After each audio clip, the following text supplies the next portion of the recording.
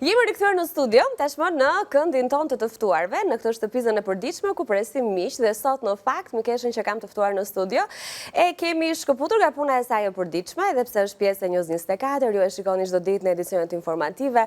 Personalisht e njoh shumë vite më parë që në një ekran tjetër ku ne punonim së bashku edhe sigurisht që nga ato vite deri më tani, Daliana jo vetëm që është rritur, është pjekur dhe ka kaluar edhe shumë eksperienca të tjera televizive.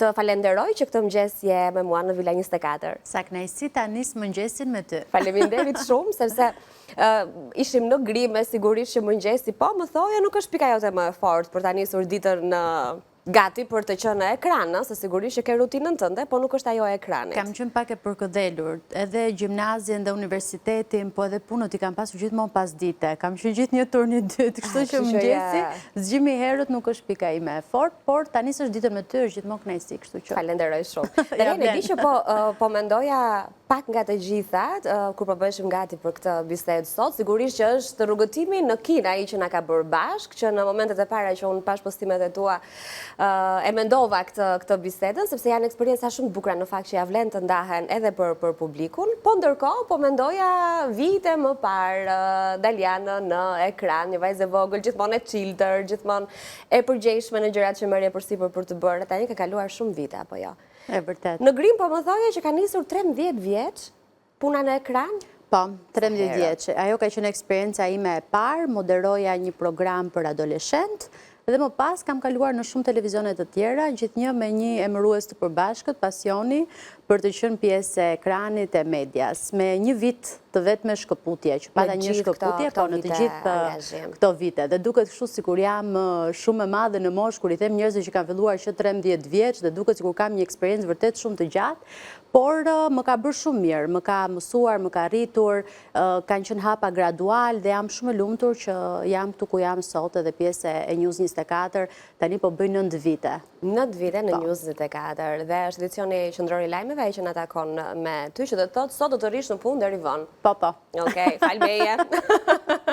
Të kam një ditë borxh. Megjithatë, je në atë moment të jetës tënde profesionalisht që thua bëj punën që dua?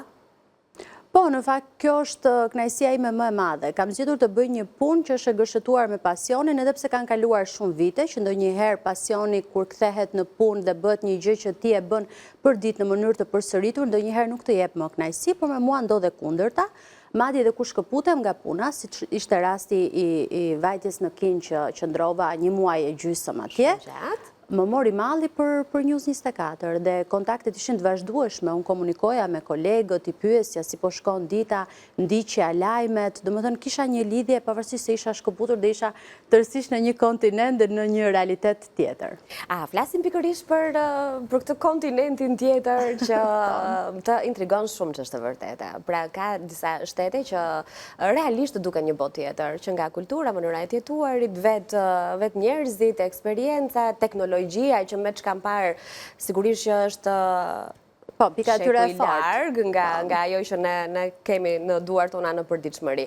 Si erdhi kjo eksperiencë? E kështë menduar në një herë që do rri edhe kaq gjatë, ti je natyrë që udhton në fakt, por jo me kaq gjatë qëndrim në një shtet. Jo, nuk e kisha menduar fare, domethënë kjo kozgjatje për mua ishte një dilemë shumë e madhe që të pranoja, sepse programi në tërësi zgjaste plot 4 muaj, pavarësisht se unë isha e kufizuar, sepse nuk mund të qëndroja larg ekranit, një shkëputje aq e gjatë për mua nuk ishte alternativë.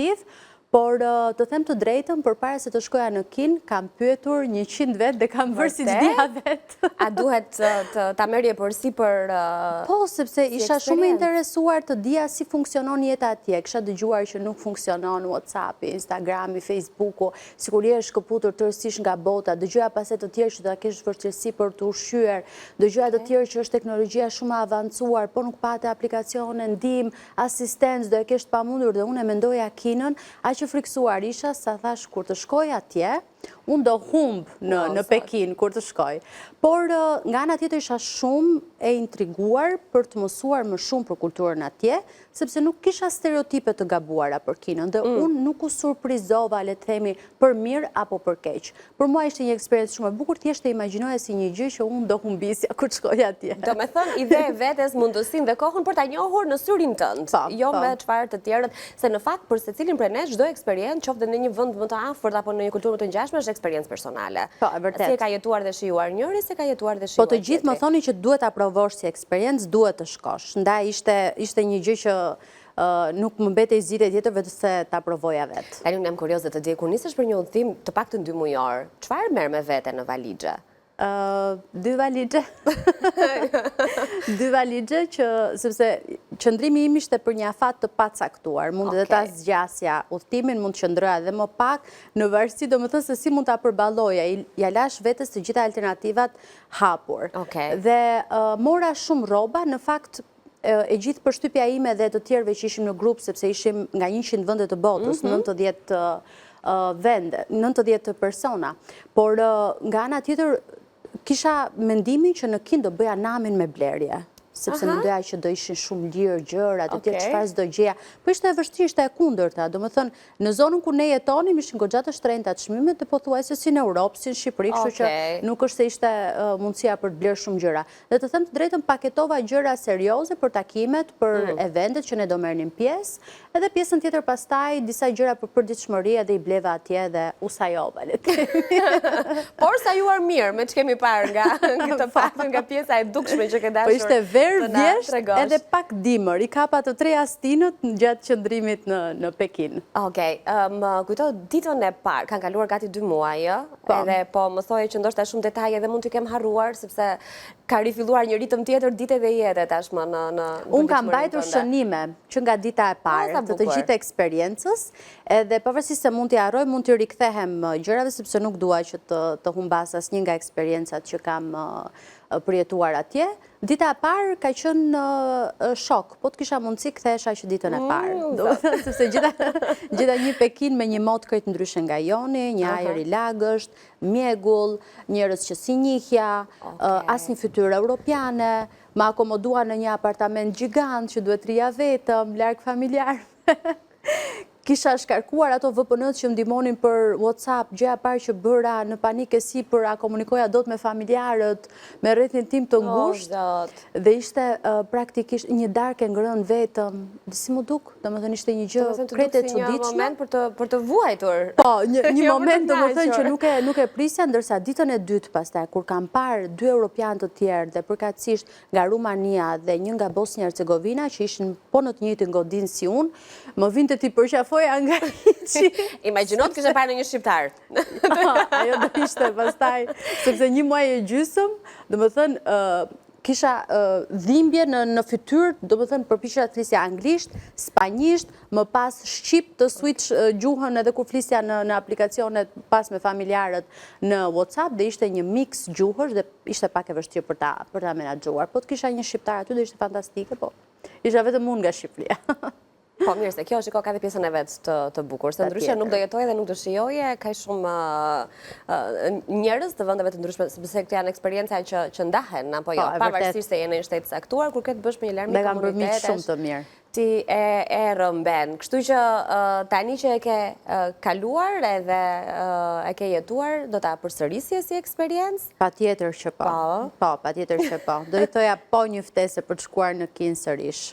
Sepse ne nuk qëndruam vetëm në Pekin, pamë edhe qytetet të tjera, ishim në Shenzhen, Zhuhai, ata që po e vazhdojnë sërish këtë rrugtim, po ende, dhe unë ruaj kontakte me miq që bëra atje nga vendet të ndryshme të botës, dhe më xhelozojnë në një farë mënyrë sepse më dërgojnë foto nga eksperiencat e tyre që janë të shumta, kanë vizituar Shanghai, kanë vizituar vende të tjera shumë interesante që unë nuk pata mundësi, pasi më duhet që të kthehesha në punë. Që do thotë jo vetëm ta përsërisje, po do kishe ndjetë 4 muaj të plot. Edhe mund të kisha qëndruar me qef.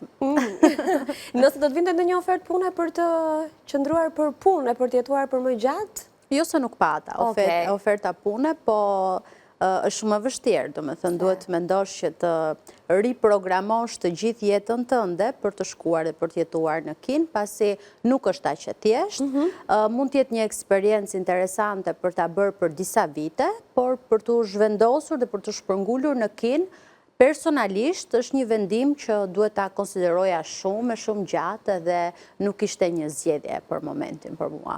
Okej, mirë, nuk po të pyes më shumë pse. Foto na kanë shoqëruar gjatë kohës që ne flasim, por unë do të doja që të na i komentoje pak, të zhvendosemi edhe një herë aty ku Daliana ka qenë rreth 2 muaj më parë në këto eksperiencat e bukura sa profesionale. Në lagje, lagja jote aty sa bukur? Në lagjen time, po ku jetova një muaj e gjysmë. Tu është një tjetër zonë shumë interesante me bar, restorante. Kjo ishte një art zone, ishte shumë e bukur.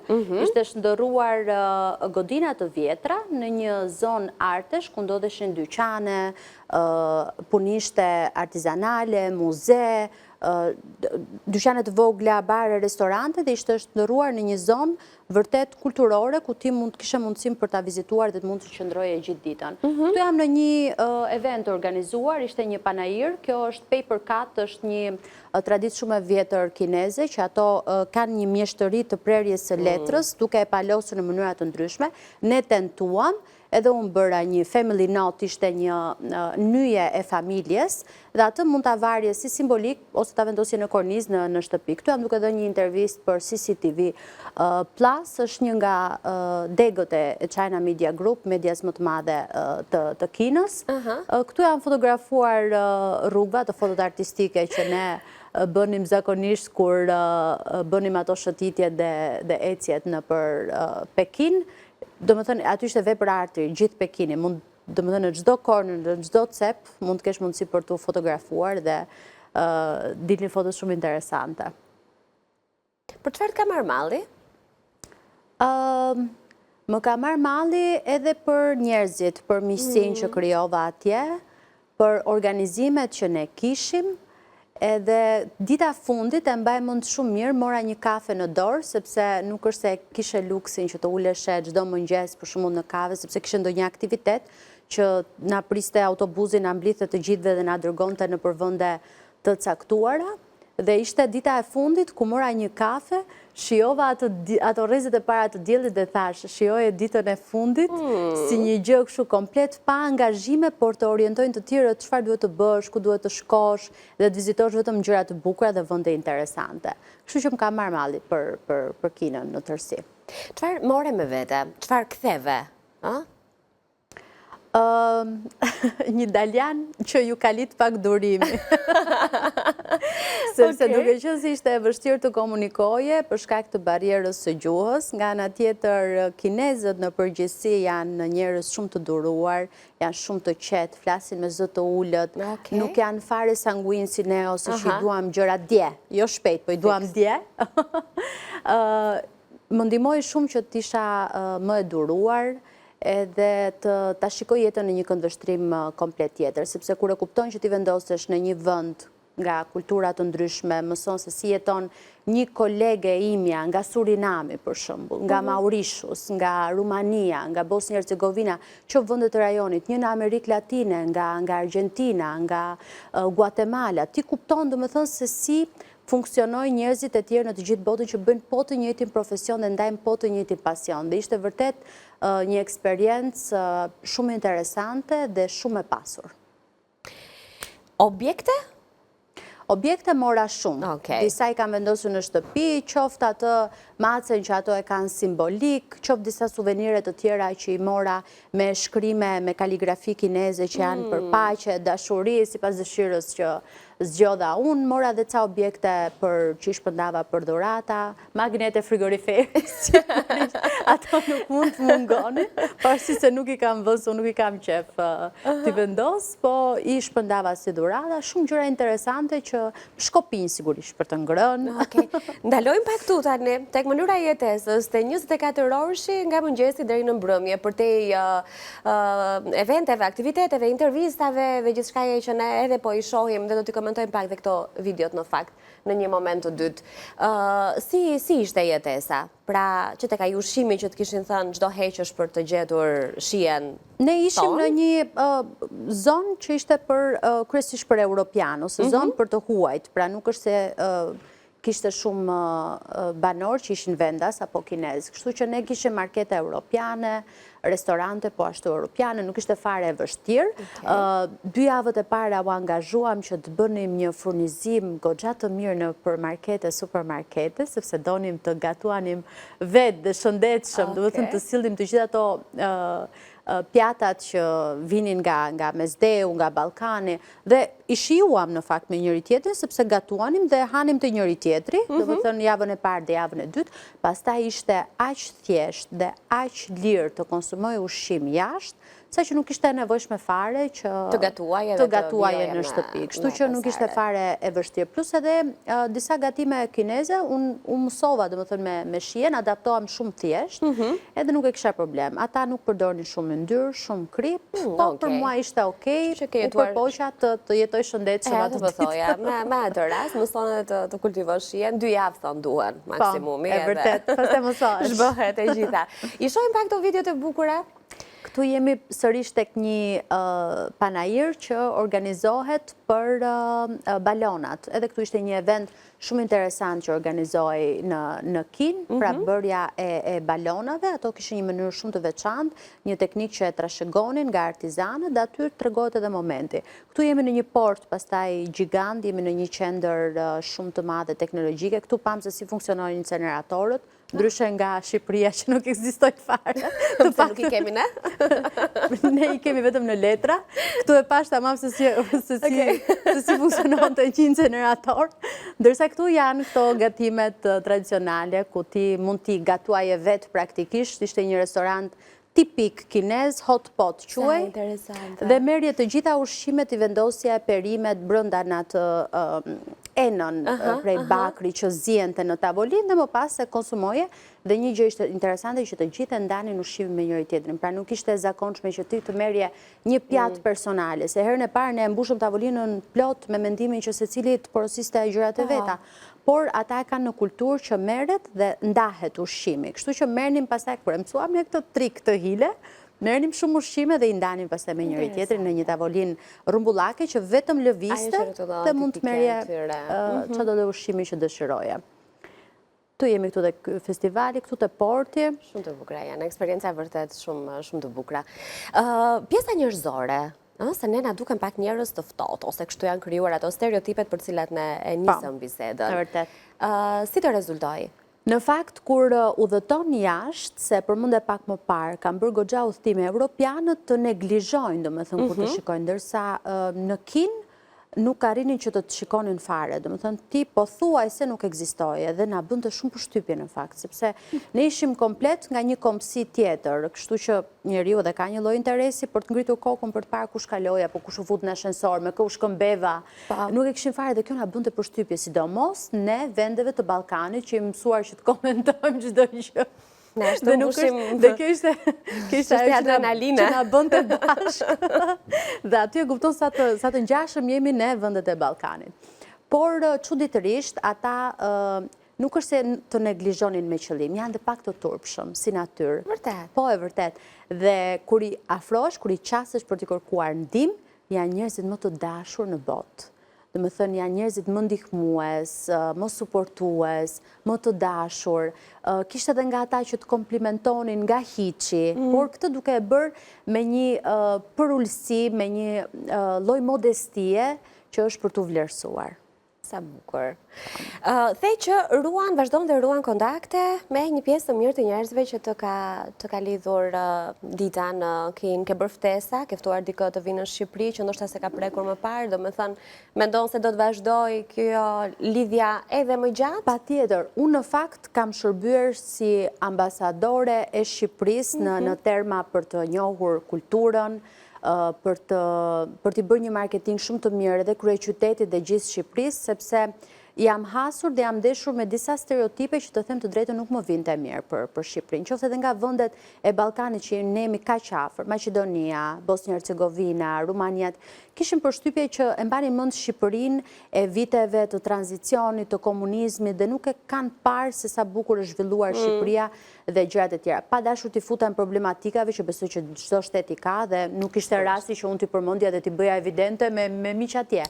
Por kam shërbyer, le të themi, si një ambasadore e vendit tim për ta mësuar më shumë kulturën dhe për të ndarë gjëra të bukura dhe ata surprizoheshin nga të gjithë fotot që unë i tregoja të Bregdetit shqiptar, të restoranteve, të Tiranës në tërësi, të njerëzve, të mënyrës së jetesës, dhe janë të gjithë të gatshëm dhe mezi presin që të organizohet një udhëtim për në Tiranë, në Shqipëri dhe më pas që edhe në jug, por edhe në veri të vendit.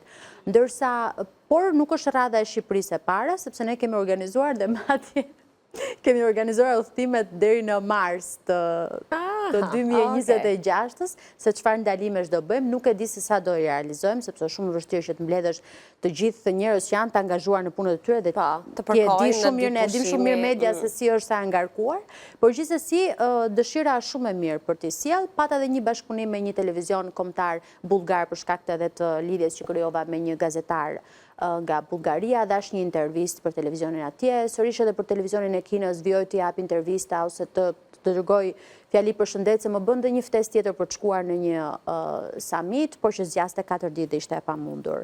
Shumë larg për të zhvendosur për 4 ditë. Tatiana, faleminderit shumë që ishe me mua. Të pres përsëri në studio edhe vërtet bisedë shumë e këndshme. Faleminderit. Tani kemi publicitet, por Vila vazhdon.